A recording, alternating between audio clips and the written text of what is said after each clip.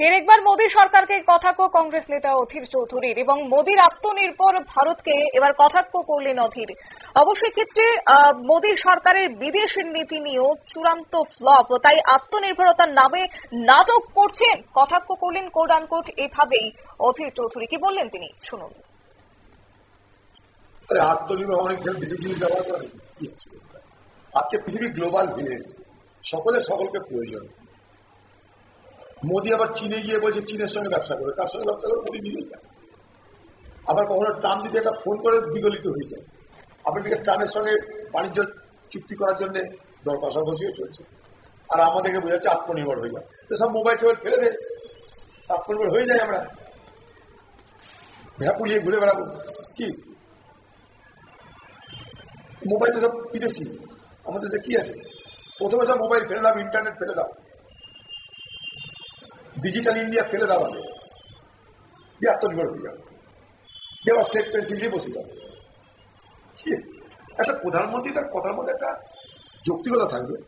আত্মনির্ভর নিশ্চয়ই একটা বড় ব্যাপার, আমাদের সকলকে আত্মনির্ভর হতে হয়, কিন্তু আত্মনির্ভর হওয়ার মানে এটা নয় যে বিদেশের সঙ্গে আমাদের কোনো কিছুই থাকবে না। এখানে এমন করে বলা হচ্ছে,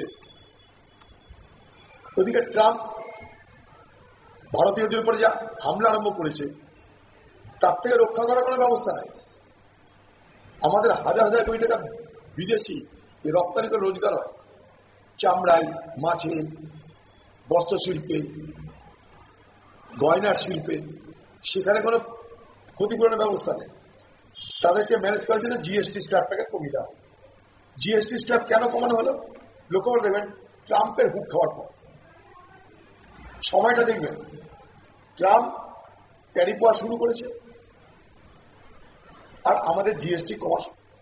অধীর চৌধুরীর কটাক্ষ আপনারা শুনলেন, কোট আনকোট তিনি যা বললেন। তবে গতকালই প্রধানমন্ত্রী কার্যত জাতির উদ্দেশ্যে ভাষণ রাখেন এবং সেখানে আত্মনির্ভর ভারত কিংবা সেখানে দেশীয় পণ্যের উপর বিশেষ করে জোর দিয়েছেন এবং সেই প্রসঙ্গটি নিয়ে আজ কটাক্ষ করলেন অধীর চৌধুরী প্রধানমন্ত্রীকে। সংবাদ আপাতত এই পর্যন্তই। পরবর্তী আপডেটের জন্য চোখ রাখুন শুধুমাত্র নিউজ ভ্যানগার্ডের পর্দায়। নমস্কার।